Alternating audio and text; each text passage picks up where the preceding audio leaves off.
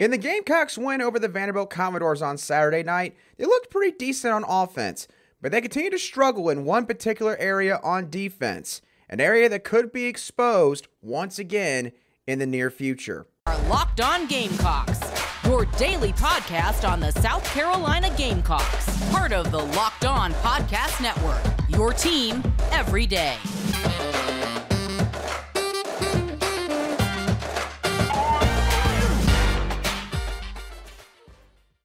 Today's show is brought to you by LinkedIn. LinkedIn Jobs helps you find the qualified candidates you want to talk to faster. Post your job for free at linkedin.com/lockedoncollege. That's linkedin.com/lockedoncollege to post your job for free today. Terms and conditions do apply. Hello, Gamecock Nation, and welcome back to the Locked On Gamecocks podcast, your show for daily headlines and potential storylines on your favorite South Carolina Gamecock sports teams. I'm your host, Andrew Lyon, and as always, thank you once again for making the Locked On Gamecocks podcast your first watch or listen every day. We are free and available on YouTube and wherever you get your podcasts daily, and we have got a lot to talk about on this Monday edition of Locked On Gamecocks. On today's show, I'm going to give a quick preview of the women's basketball team's season opener against the East Tennessee State Buccaneers and give y'all some bold predictions on how I think the season's going to play out. And I'm also going to give an initial preview of the Gamecocks' upcoming football matchup where they will be taking on the Florida Gators in Gainesville. But before we touch on all of that, the Gamecocks, of course, did get a much-needed bounce-back victory this past Saturday night as they defeated the Vanderbilt Commodores 38-27 in Nashville, Tennessee. So let's break down the game and how it all unfolded, starting off with the offense. Obviously, the offense was a big topic of conversation this past week for all of the wrong reasons after the debacle they had against the Missouri Tigers, some of which people would say was due to the Tigers' defense, while certain other facets were due to maybe the lack of utilization of certain players like playmaker Jaheim Bell. However, in this game, I definitely don't think that that was an issue. Overall, I thought the offense did a pretty good job considering all of the circumstances. I mentioned late last week when previewing this game that there was a lot of external factors that could really affect this Gamecock offense, potentially not having Marshawn Lloyd. He did not end up playing in this football game.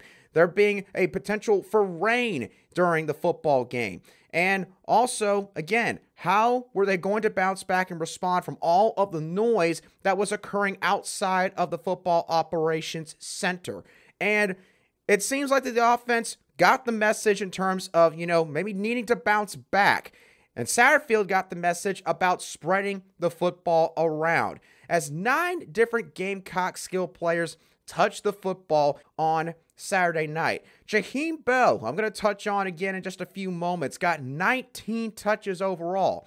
Takarion Joyner, who had seemingly been MIA in the offensive game plan for the last several weeks, he made a reappearance, or reemergence, I should say, this past Saturday night, getting some snaps as a Wildcat quarterback. And he got a passing touchdown that he threw to Antoine Wells, which was a fantastic play, by the way, by Takarion, rolling out of the pocket, making a good throw on the run. And, of course, Antoine Wells having a great individual effort to take it the rest of the way for 6. And then Josh Vann, for the first time all season, as shocking as it is to say, he got more than 2 receptions in the football game. And one of those receptions was his first receiving touchdown on the year. And if you've seen some of the footage from the South Carolina football team's social media account on Twitter, then you know just how exuberant, how happy his teammates and his position coach, Justin Stepp, were for Josh Vann to get that touchdown reception. Obviously, again, it has not probably been the season that Josh Vann envisioned himself having leading into the 2022 season, but he very clearly was super hyped up getting that receiving touchdown again, which was a great play by Spencer Rattler. He threw it only where Josh Vann could get it. Then Josh Vann, of course, perfectly pinpointed the ball, kept his feet in bounds, and it ended up being the last touchdown scored in the first half for the Gamecocks against this shaky Commodores defense. And speaking of Spencer Rattler, I thought this was one of Spencer Rattler's better games this season. Now, some of y'all might be sitting there and saying, well, Andrew, he was facing Vanderbilt's defense. So, yeah, of course, he should have played a really good game. And yeah, Vanderbilt's defense wasn't very good. I completely admit that. They ranked nearly dead last, I think, in every single major defensive category, statistically speaking, in the SEC. But look, when you don't have that guy behind you in Marshawn Lloyd, a player that, quite frankly, I thought the Gamecocks offense was going to miss a lot more than they did on Saturday night, then that certainly can change things for a guy like Spencer Rattler, someone who obviously, again, kind of like Josh Vann, but for different reasons, he probably hasn't had the season that he really thought or hoped that he would have. There's been some struggles. There's been some growing pains in this pro-style offense. And you add in a loss that the Gamecocks took right on the chin from the Missouri Tigers this past weekend, all that pressure can really add up. And the way Vanderbilt plays defense is, again, they're bend but don't break defense. They tried to keep everything in front of them and basically kind of force you to be more methodical. But that didn't stop Spencer Rattler on Saturday night. He had a really solid game in terms of making smart decisions, knowing when to take off outside of the pocket, taking off for the most part in the right area. Maybe if he had to step up in the pocket and took off running in between the guards, or maybe he was rolling out to one side of the field, and also knowing when to throw the football away. Spencer Rattler did not put the football up in harm's way, and he made a couple of real critical completions on some later downs on certain drives, helping to extend those drives, and some of those drives ended up leading to scores like the one that I mentioned earlier to Josh Vann late in the first half. And then the last point I'll talk about on offense, Jaheim Bell, he deserves a load of credit for his efforts on Saturday night. Now, you look at the stat line. Jaheim Bell had 16 carries for 56 yards, which to a casual college football fan outside of South Carolina's fan base might not jump off the page to them. But again, you need to understand the context here. Jaheim Bell, quite honestly, has not taken any running back snaps, I believe, since the Georgia game. And when your star running back goes down, when you got a guy who has been unfortunately dinged up a lot this season, Christian Beal-Smith, another running back whom, again, is an absolute bull in a china shop in terms of the effort that he gives, but is not literally a bull in a china shop in Juju McDowell, who you have to be unique in terms of how you sort of utilize him.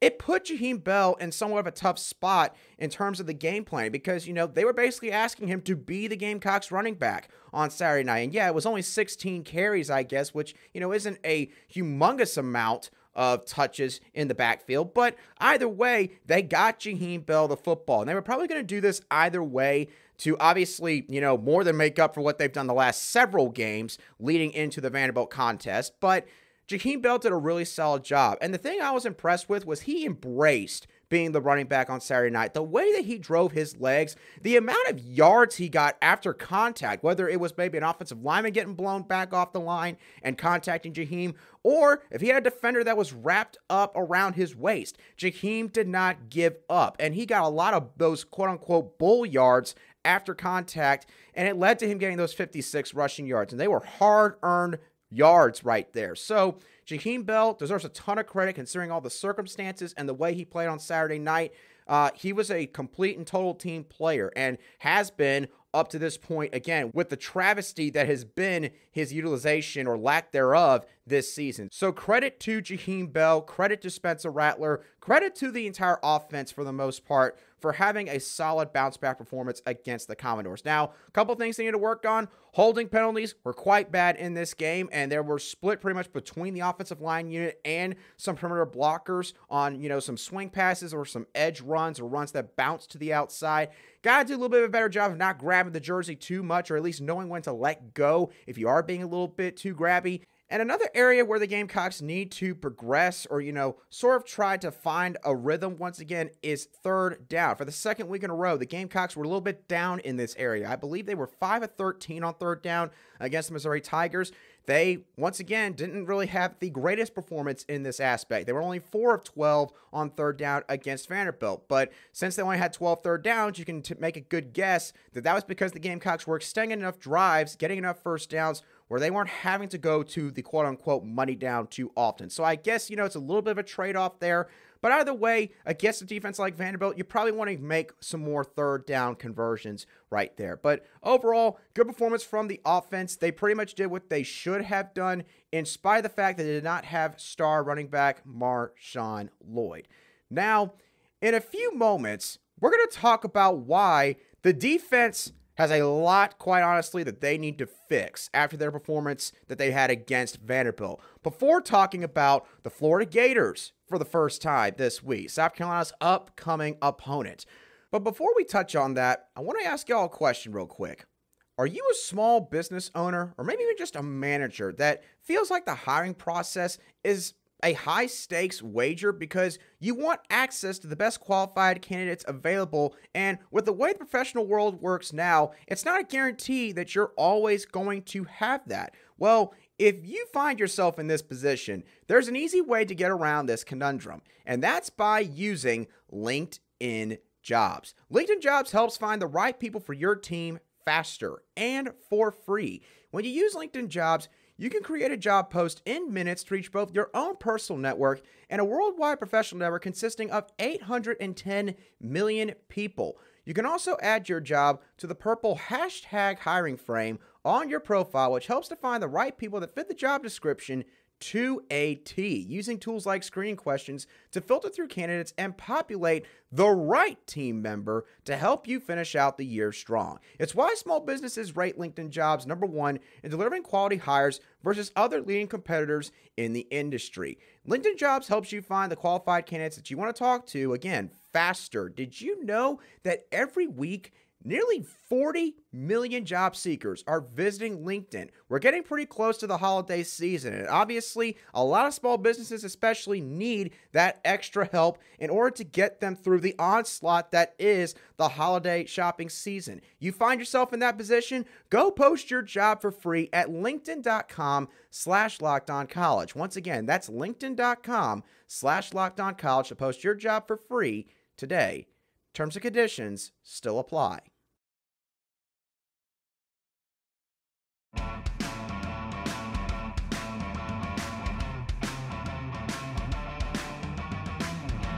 Welcome back to this game recap edition of the Locked On Gamecocks podcast, where we cover your South Carolina Gamecocks every single day. All right, so let's go ahead and conclude our recap of the South Carolina Vanderbilt matchup by talking about South Carolina's defense. And it was certainly a mixed bag of results on this side of the ball, because overall, the defense did overwhelm Vanderbilt's offensive line in pass rush, especially when Vanderbilt actually tried to push the ball down the field in the passing game.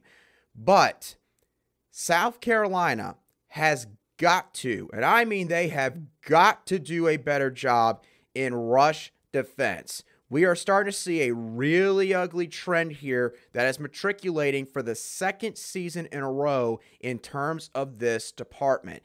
Against Vanderbilt, South Carolina allowed 226 rushing yards and 5.5 yards per carry. Now, obviously, Vanderbilt does not have maybe the worst personnel grouping to run the football in every single game. They've got Ray Davis at running back, who might not be quite as good as the running backs that they have had in years past, like Keyshawn Vaughn, but Ray Davis is no slouch at that running back position. I said that he was a less explosive Marshawn Lloyd basically late last week, and I think he proved that on Saturday night. Mike Wright at quarterback. Obviously, he's probably one of the best athletes at that position in all of college football. Would maybe be the best in the SEC if it weren't for a quarterback in Anthony Richardson, who the Gamecocks are going to have to play in about 5 or 6 days.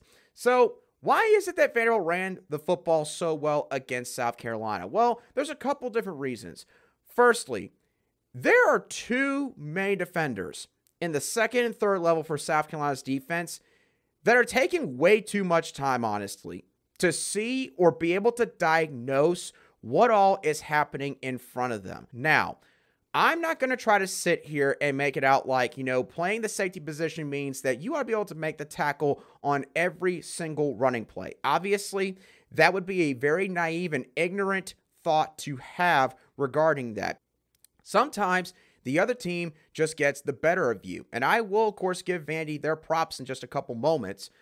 But South Carolina starting off at the linebacker group, I'm not sure what exactly the issue is. Obviously, if I knew, I would just flat out tell all of you. But in my opinion, I think what the problem is, I think that South Carolina's linebackers at times, they're almost a little bit too reliant on what all's going on in front of them, which obviously you need to somewhat, rely on the guys that you have on the defensive front and trust that, wherever they're going is where the football is heading.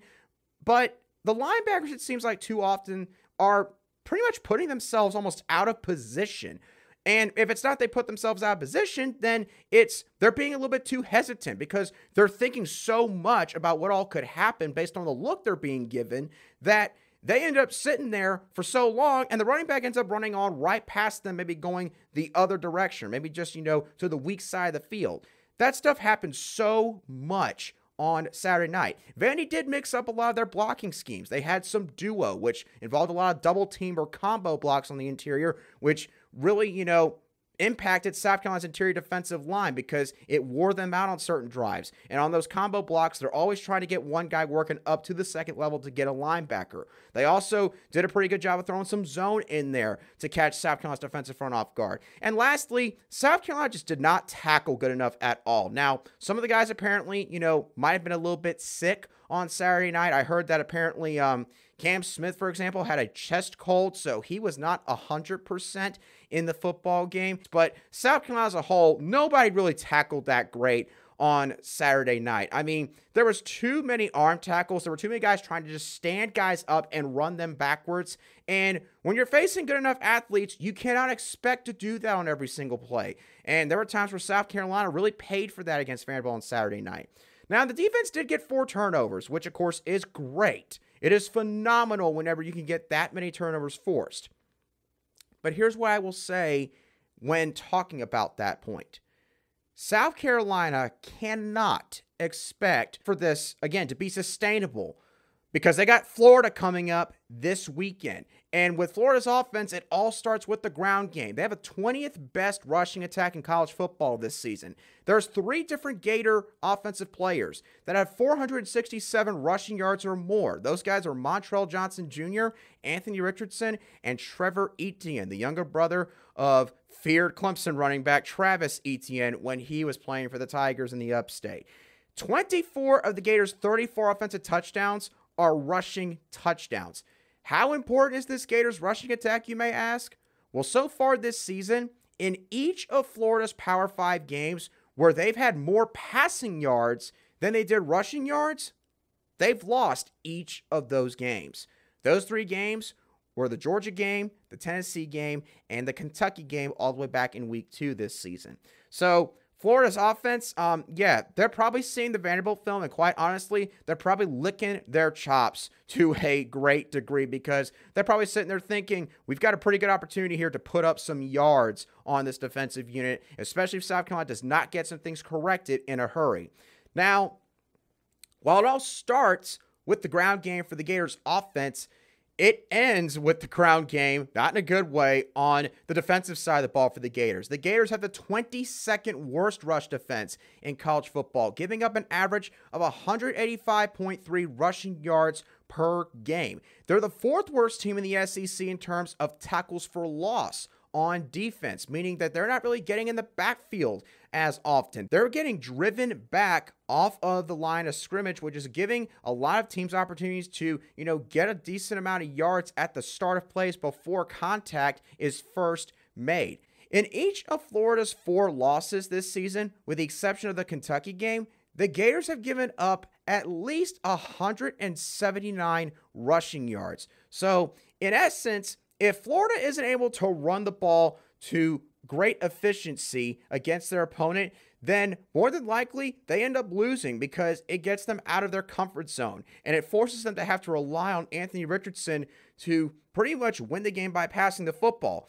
Anthony Richardson is uber talented in terms of the physical intangibles that he has, but there's a lot of times where he has a bazooka basically for an arm that He's not able to aim and control. His accuracy is very inconsistent.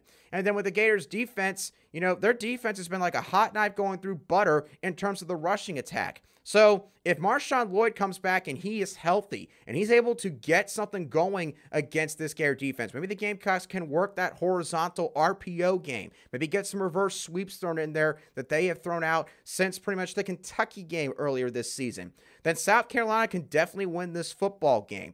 But obviously, it's going to be tough because it's going to be in Gainesville, and there's a lot more to this Gators team than just the rushing attack on offense and the lack of rush defense on the other side of the ball. And of course, I'm going to touch on all that as the week progresses. Now, in a few moments, I am going to talk about South Carolina's women's basketball team, the defending national champions, who will start their title defense later tonight against the East Tennessee State Buccaneers. But first, want to let y'all know that BetOnline's initial spread and over-under numbers have come out for the South Carolina-Florida matchup. The Gamecocks are starting off as an 8-point underdog according to BetOnline, and the over-under has been set at a whopping 59 points. So it seems like from the looks of it that BetOnline does not believe a whole lot of defense is going to be played in this contest. Are they correct about this? Again, we're going to talk about all that as the week progresses, but maybe you're interested in betting on more than just the South Carolina-Florida matchup. And if that's the case, BetOnline is definitely the place for you because they're your number one source for betting football and the start of the new basketball season, which for the college ranks is beginning this week. You can find all the latest player developments, team matchups, news, and analysis on every game you can find. They're your continued source for all of your sport wagering information with live betting and up-to-the-minute score updates for every sport out there. They're the fastest and the easiest way to check in on all of your favorite games and events, including MMA, boxing, and golf. So head on over to BetOnline on your personal computer or use your mobile device to learn more, because BetOnline is where the game starts.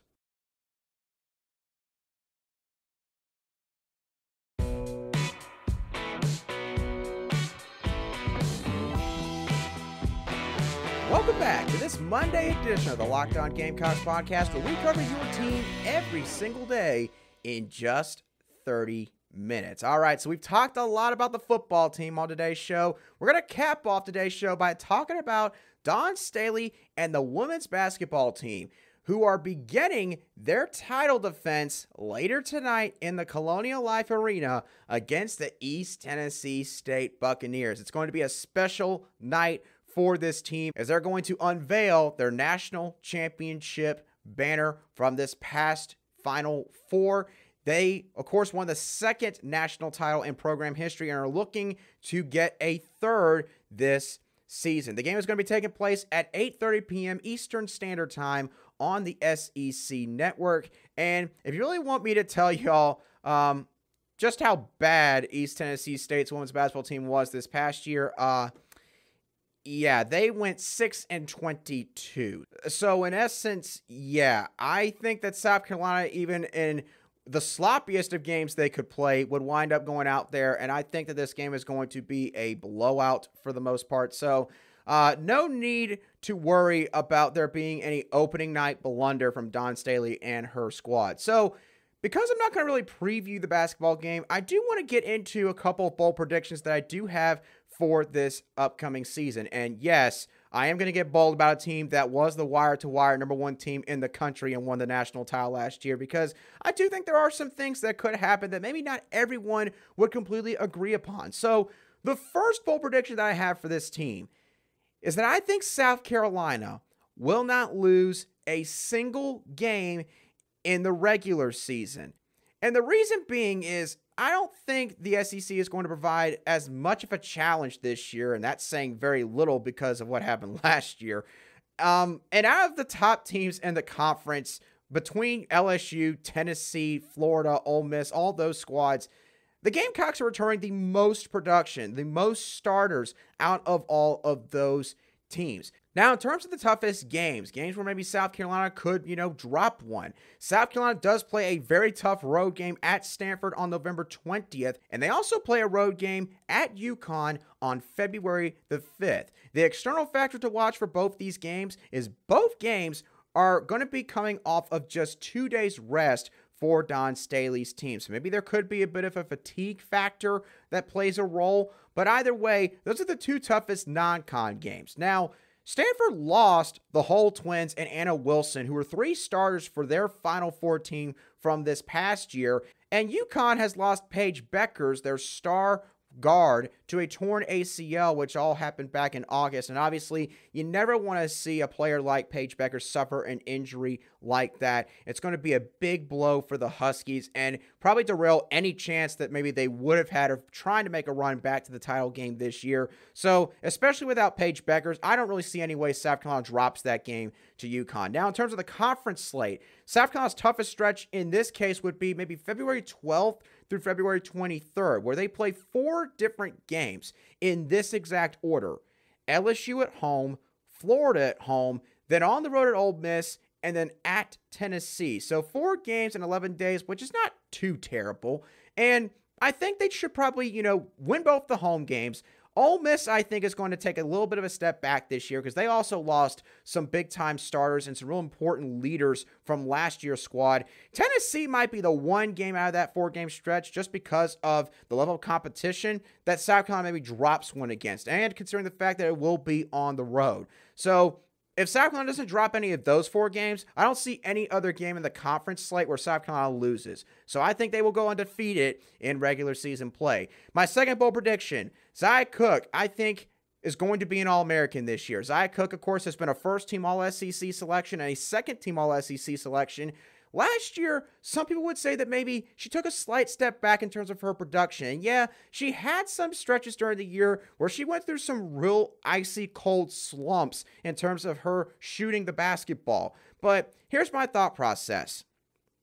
I think that Aaliyah Boston, as dominant as she is, and especially after what all she did last year, I think that coming into this season, the big game plan for pretty much every single team, and obviously they're not going to be able to fully execute this plan. I don't think any team can, but their game plan on defense is going to be, do not let number 4 beat us. Make anyone else beat us. So I could see Aaliyah Boston getting a ton of double teams, and who knows, maybe at times even some triple teams this season, which is where I think Zia Cooke could play a massive role on this year's squad. Destiny Henderson is gone from last year's team. She was a big, vital player for Dawn Staley playing that point guard position and was probably the best sniper, so to speak, in terms of being able to shoot the ball behind the arc. Zia Cooke is that next person in line, basically, in terms of the starters that have returned, because Bree Beal, she's not going to really make an impact much on offense. Her game is on the defensive side. Victoria Saxton, she's got a solid mid-range jumper, and she can hit some moves in the post to get to the basket, but again, not a three-point shooter.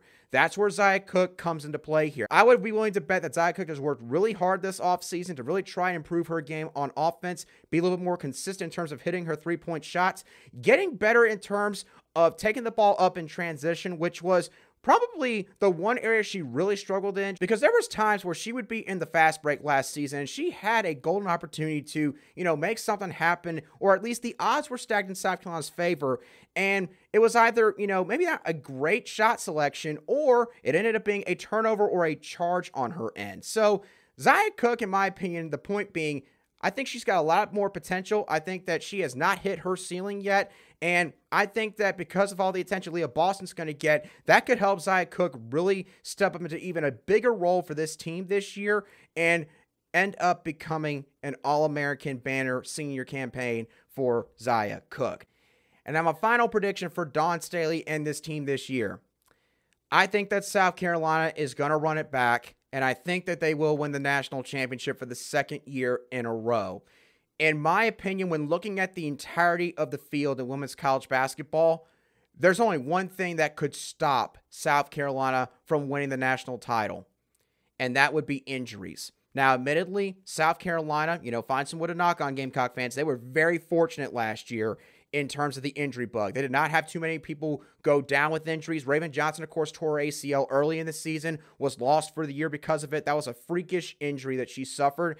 However, beyond her, there wasn't really any significant injuries that really derailed this team's chances of winning the national title.